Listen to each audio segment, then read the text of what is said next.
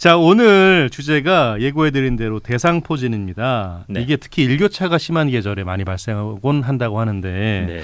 일단 대상포진 질환에 대한 이야기부터 좀 해주세요.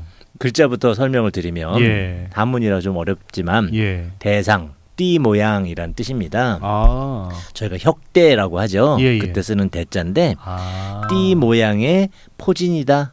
아. 포진이라는 건 수포를 형성하는 모든 피부 질환이고요. 예. 저희가 헤르페스 이런 얘기 많이 하시잖아요. 예. 헤르페스란 말뜻 자체가 수포란 뜻이고요. 아.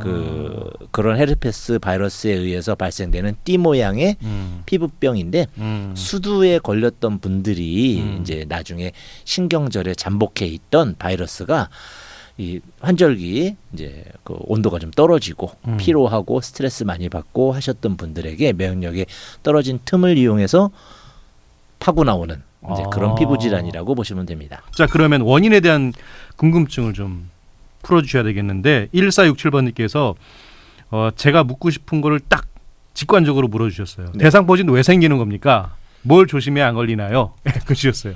왜 생기는 겁니까? 이미 걸리셨는지 안 걸리셨는지는 누구도 모릅니다. 그래요? 내가 수두를 경험했던 기억이 확연하게 있는 분들이 있지만 어렸을 때 수두가 가볍게 지나가거나 그런 네. 분들이 많고요. 또 발병 연령이 5, 60대 이상 노년층에 갈수록 많이 빈발하는 질환이기도 하고요. 예. 그 당시에는 사실은 그 주변의 방역이나 좀 이런 것이 나빴거든요. 그랬죠. 그래서 너 수두에 걸렸었나? 라고 잘 모르시는 분들이 많이 있습니다. 저도 기억이 하나도 안 나거든요. 그렇죠. 네. 저도 안 납니다, 사실은. 네. 그런데 대상포진이 발생됐다면 수두를 알았었구나. 또 아무 증상도 없이 수두가 지나가는 경우도 있기 때문에 예. 그런 분들인데 결국은 왜 생기나요? 예. 수두가 왔다 갔었고요. 1번. 예. 두 번째, 면역이 떨어지셨군요. 예. 이렇게 이해하시면 되겠습니다. 수두와 면역 그렇습니다. 관련이 있다. 궁금하셨던 뭘 조심해야 안 걸리나요는 조금 뒤에 네. 대답해 주시도록 하고요. 자, 증상이 구체적으로 이 부위마다 뭐 또 위험도가 다르다고 들었는데 맞습니까? 그렇습니다. 보통의 경우에는 신경절을 따라서 나기 때문에 몸통에 잘 생기죠. 그래서 척추절이기 때문에 등 쪽에 있는 척추 마디마디에서 그 신경이 갈비뼈를 타고 배 쪽으로 돌아오는 과정에 어느 한쪽에 주로 생기게 되고요. 예. 내가 바이러스가 파고 들어간 신경을 죄다 갉아먹기 때문에 그 라인이 전부 망가지게 됩니다. 그래서 띠 모양을 형성한다 이러는 것이고요. 이런 것들은 이제 일반적 대상포진 증세를 동반하는 데 비해서 예. 얼굴에 나타나는 경우들이 있고요. 특히 이제 12개의 뇌신경이 있습니다. 그쪽을 침범하게 되면 청각이나 아니면 후각 또는 시각까지 그래서 뭐 실명을 한다든지 또는 혼탁이 온다든지 할 수도 있고요. 아주 심한 경우에는 뇌수막염을 유발해서 그 뇌증상을 동반하고 실신하고 후유증을 많이 심하게 당길 수도 있는 질환이죠. 이게 혹시 전염성이 있습니까? 있습니다. 그래요? 실제로 이제 대상포진이 대상포진으로 전염되는 건 아니고요. 예. 대상포진이 나왔던 그 수포가 예. 발생됐을 때 그 수포를 접촉하게 되면 수두가 발생하죠. 수두 대상포진 바이러스는 같은 바이러스입니다. 예. 외부에 걸려서 처음에 피부의 증상을 유발하고 예. 지난 시간에 수족구와 비교해 드렸잖아요. 예. 그렇게 발진이 생기고 나중에 딱지가 않고 이럴 때는 피부의 증상을 발현시키는데 그것이 몸 안에 들어가면 잠복하면 대상포진 바이러스가 되는 거죠. 근데 대상포진이 겉으로 드러났을 때 수포가 터지면서 그것이 수두를 안 알았던 사람들, 어린아이나 이런 분들에게 접촉이 되면 아예 이제 대상포진이 아닌 수두부터 시작을 합니다. 근데 그렇게 접촉이 이루어지려면 네. 뭐 가족 같은 경우가 일 경우에 훨씬 더 훨씬 확률이 높겠습니다. 높죠. 등 쪽에 나타나거나 그러면 안 보이거든요. 수포가 생겼는데도 모르고 대중목욕탕을 간다든지 했을 때 다른 사람에게 전염시킬 수도 있습니다. 그렇군요. 네. 자, 저희가 앞서서 일교차가 심해지는 계절에 자주 발생한다는 네. 말씀을 드렸는데 이건 네. 왜 그런 겁니까? 면역에 대한 문제죠.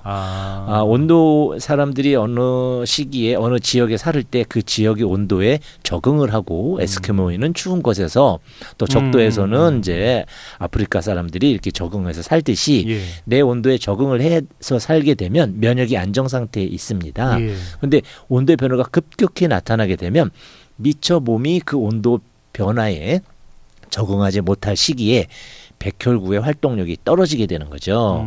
그래서 환절기에 여러 가지 비염이라든지 이제 계절성 알레르기라든지 이런 면역 저하 증세를 보이는 것이죠. 아, 그렇군요. 혹시 나이대별로 네, 그 좀 잘 걸리는 층이 있습니까? 그렇죠. 관련해서 지금 5254번님께서 30대 초반인데 대상포진에 걸리셨다고. 네, 5254번님께서는 주로 5, 60대 이후에 걸리는 질환으로 알고 계시나 봐요. 그렇죠. 어떻게 된 걸까요? 라는 문자를 주셨어요. 맞습니다. 5, 60대에 많이 걸리는 증상이 맞고요. 그런데 20, 30대에도 간혹 나타납니다만은 근래에 들어서는 20, 30대에서도 자주 발현되는 양상을 볼 수가 그래요? 있는데요. 그것은 대부분의 요새 그 면역 저하 상태의 어떤 환경들이 예. 많이 있기 때문입니다. 보통 대상포진은 치료는 어떻게 합니까? 기본적으로 3일 이내에 통증과 이런 것을 느꼈을 때 한의원이나 피부과에 방문하시면 예. 그 부위를 보게 되고요. 예. 뭐가 물집 같은 수포가 오네요. 그러면 바로 이제 한방적인 치료법과 또는 양방적인 항바이러스제의 투여를 또 같이 하면 효과가 상승되거든요. 그러면서 이제 처치를 하게 되면 조기에 수포가 생기지 않게 만들 수도 있고요. 수포가 막 돋아나는 시기에는 바로 공격을 해줌으로써 저희가 치료를 함으로써 수포의 퍼짐을 그것의 양을 줄일 수가 있습니다. 자, 처음에 이게 대상포진이다. 네. 알려면 네. 어떻게 하면 됩니까? 일단 기본적으로 본인이 알기는 좀 어렵고요. 예. 통증부터 발생을 합니다. 통증부터요? 네, 가려움으로 살짝 지나간 사람도 간혹 있지만 대부분은 통증을 동반하고요. 그 부위에 빨간 발진이 생기고요. 빨간 발진. 예, 그것이 점점 커지면서 수포가 되고요. 아. 그 수포가 점점 커지면서 농포가 되고요. 예, 그러면서 아주 심각한 몰핀을 써야 될 정도의 그런 통증, 귀를 떼내버리고 싶을 정도의 통증. 그렇게 아픕니까? 네, 팔을 떼내고 싶다는 그런 표현을 하는 정도의 강한 통증을 동반하게 되면 거의 이제 헤르페스에 의한 대상포진이라고 보시면 되겠고요. 초반에는 찾기 어려우시기 때문에 피부과나 한의원에서 그 통증 부위를 보여주고 이게 그냥 단순 골격계 침 질환인지 대상포진인지 확인을 받으시면 좋겠습니다. 알겠습니다. 물론 그 수포를 손으로 만지면 안 되죠. 그럼요. 되도록이면 터뜨리지 않으시는 게 좋겠고요. 예.